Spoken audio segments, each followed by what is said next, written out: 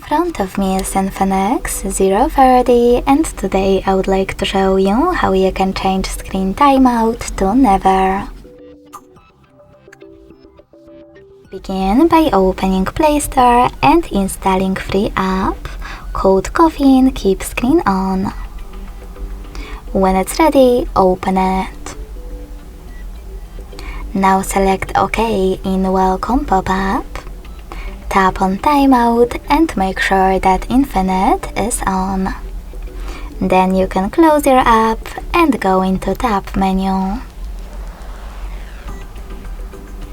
Following that, you